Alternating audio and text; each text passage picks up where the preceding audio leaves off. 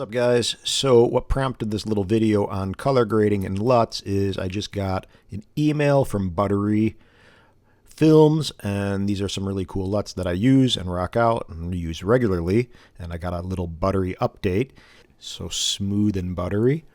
But again, apparently there's some new film looks for DJI.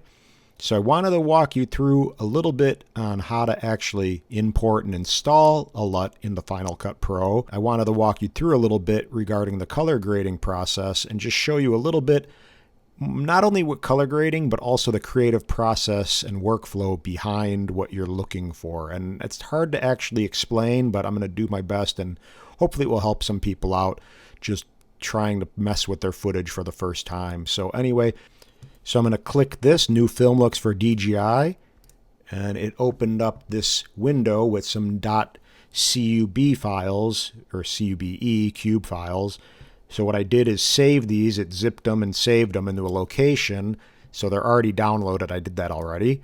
So the files were downloaded. They were put into my downloads folder. I actually ended up moving them to an area that I have my LUTs stored. So it's essentially right here. I'm going to hit Command N for a new Finder window, and I'm going to go into Documents, and I got LUTs over here, and this was the download. So you're aware that was the zipped file, these .cube extra DJI looks, and I've dragged them into this folder right over here. So that's where they are.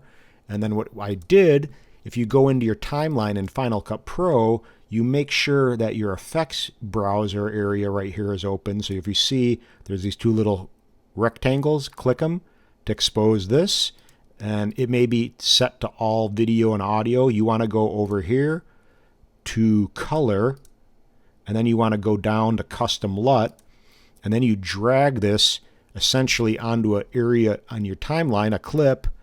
And now what happens is, if I have this clip selected, you got to make sure of that, I go to the effects panel and I see custom LUT over here. So you see this effects area where the film strip is, not the triangle for color grading, but this area, we got custom LUT.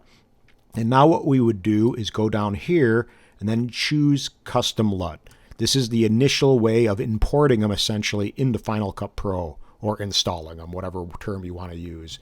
And then you would go to, say, Documents, navigate to the folder where they're located, go to LUTs. I'm not going to hit open because they're already there. You'd select them, and that shows you, it's going to give you that folder name. So you'd click this, click that if that's where they were, or just click this in general, and we'll put both of these folders in here, and then hit open. I'm going to hit cancel because I already did it, as I said. But then you'd go here, and you see we got the Butteryfilm LUT. And if you see Reveal in Finder, I just went ahead and named the folder, but it's in this Library Application Support Pro Apps, Camera LUTs, and then it's in this folder, Butteryfilm LUTs, and that's essentially where everything is. So that's how you install them. Essentially just go here and choose Custom LUT and navigate there, and they should populate. For whatever reason, if they don't, maybe restart Final Cut, but I never seem to have an issue.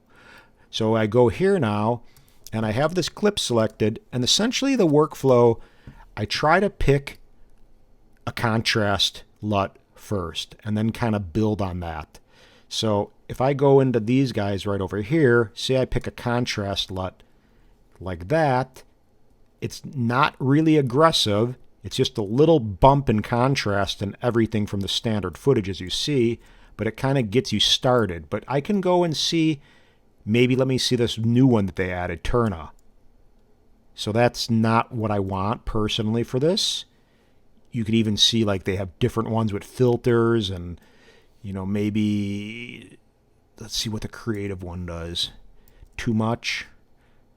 A film look, too much.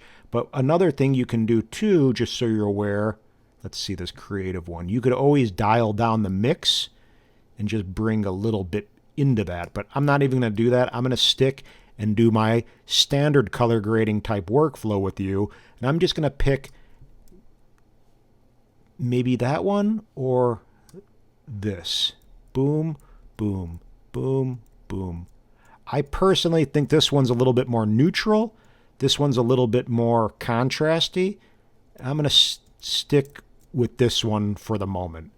just because it's not super aggressive, and it's kind of the way most would probably ideally want to color grade, because it's not over the top and more punchy like I kind of like to do a lot of times.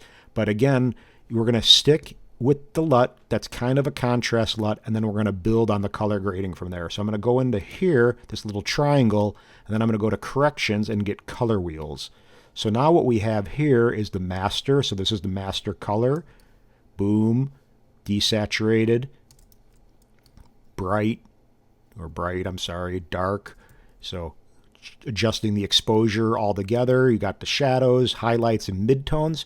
What I normally do a lot of times, whether right or wrong, is kind of play with the saturation master a teeny bit and see how it looks. Not a lot, but maybe bump it up a teeny bit, and then maybe play with some of the color and maybe the shadows. See that little move? Just adding a little warmth to it. It just kind of makes it feel like sun's hitting it, and it's not really aggressive. So as you see, boom, a little cooler, a little warmer. Pretty minor adjustment, nothing over the top.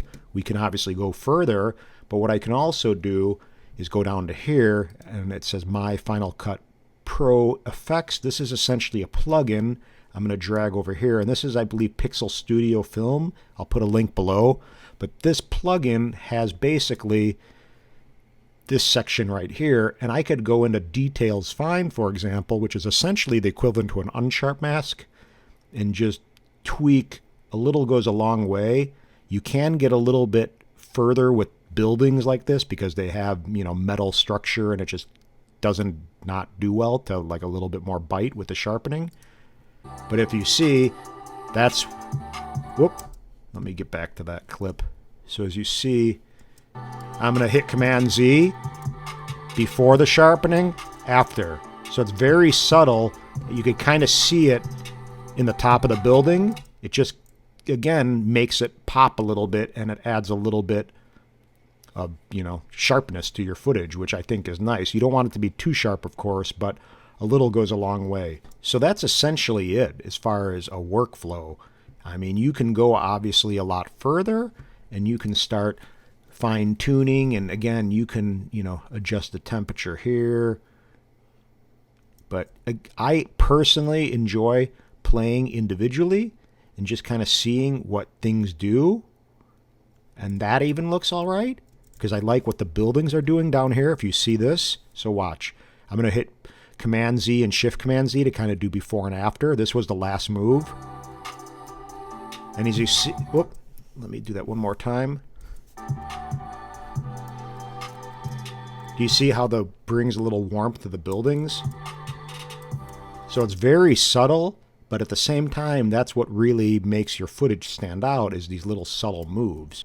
That's something to keep in mind. This isn't something that just happens overnight.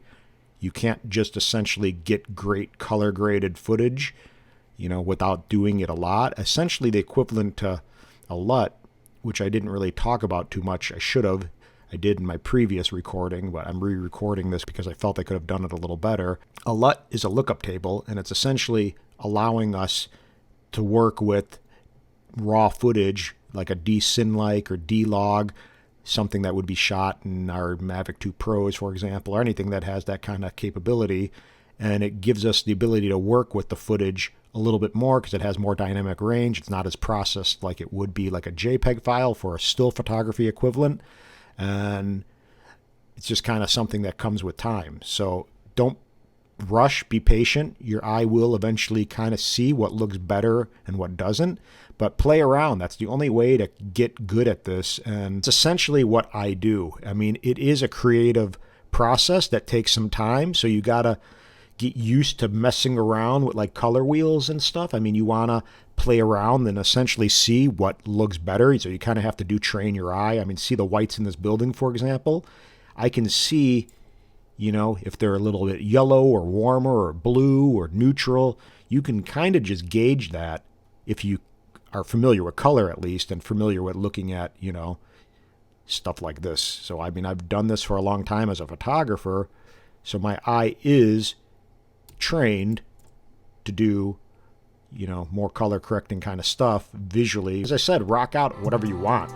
Like that looks kind of cool, warmer, in my opinion. Almost like the sun's hitting it in the evening. So, boom. Or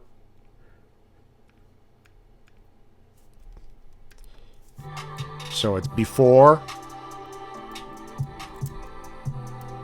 after, before, after.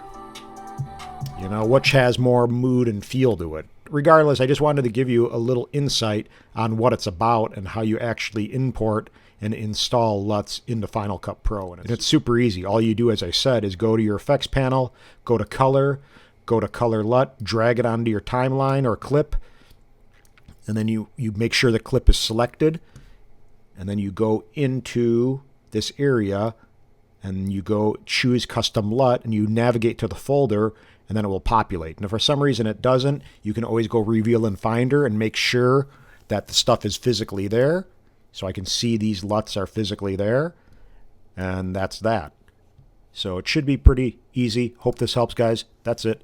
Aloha. Bye.